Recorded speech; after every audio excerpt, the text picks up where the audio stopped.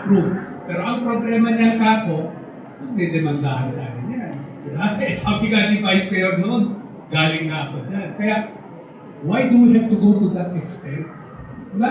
Bakit kailangan magsubukan tayo? Eh, look, do not get, kumbaga, kanina parang napakabait ko, pero ngayon, ang sinasabi ng Lisa, hindi ito yung pumasok kami sa bahay, nakasara yung kwento, kumatok po kami ng kumatok, pero inaasa kami.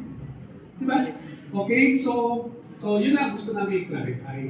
Diba? So, I hope that answers your question. Now, of course, the municipality has its legal option, pero all we are saying is, we are in this together. Itagdag ko lang po yung sabi ni Vice Mayor. Hindi ba kayo magpuputo ng puno? Yes, we will. Pero under the law, bawat isang puno na putulin mo, dapat may permiso at magtatanim ka ng ilang punong kapalit.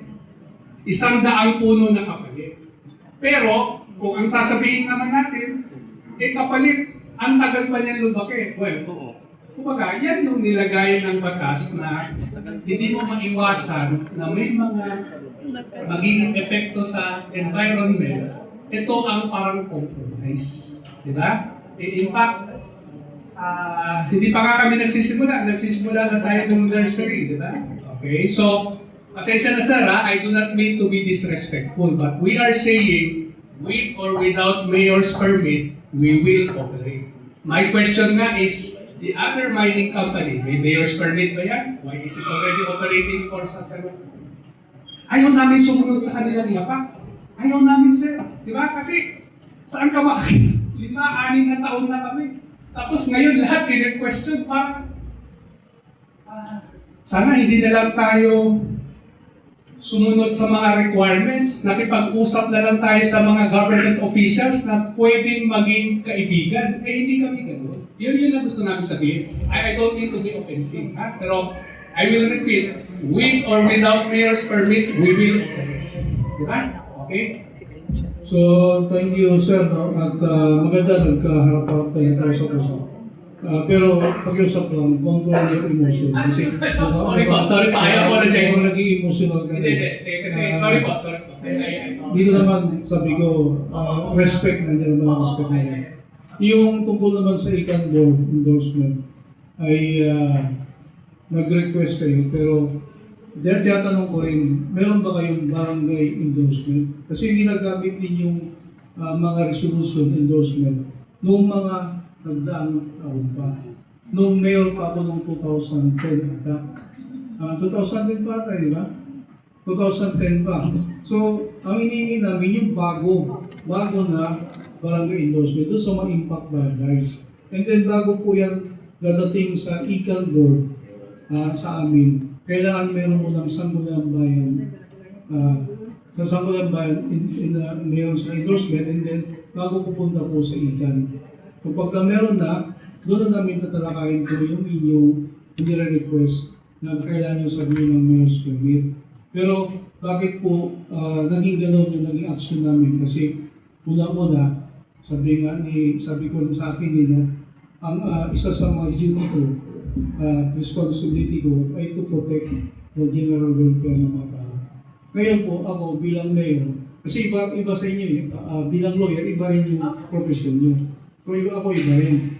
Ako bilang mayor, pantay-pantay ang tingin ko sa lahat ng aking mga kababayan. Meron man magreklamo na isa, kailangan kong pakinggan yan. Hindi ko pwede sabihin, huwag kang magreklamo kasi ito hindi, pinapakinggan ko silang lahat.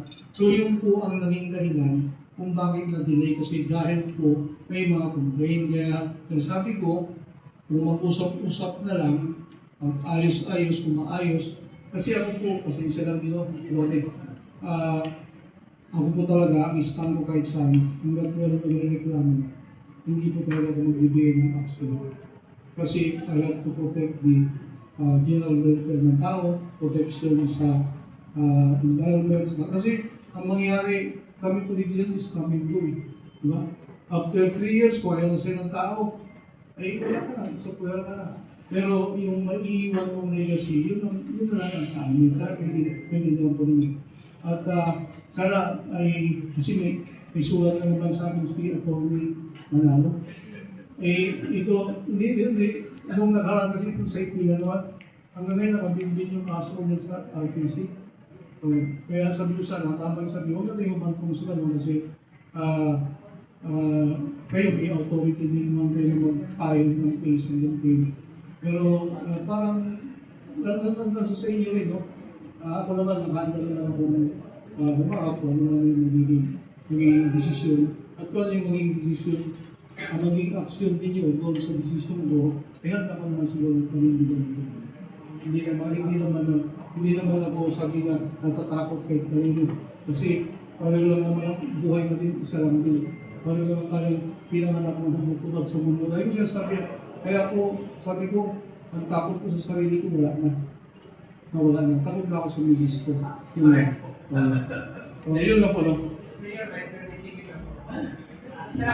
Very short lang. Kasi napakadaling pro-mining at anti-mining. Wala pa tayo mag-isip ng paraan. Whether, kasi kung makumbinsin nyo kami, hindi at apparently, hindi ko naman makumbinsin yung investor. So, the other way naman, is there a way na you can accept something that's subject to certain? I mean, let us just open kasi. Ang dali, the lawyers will always be there. Maraming hindi naman diretsong asalitado na makikinabang sa protection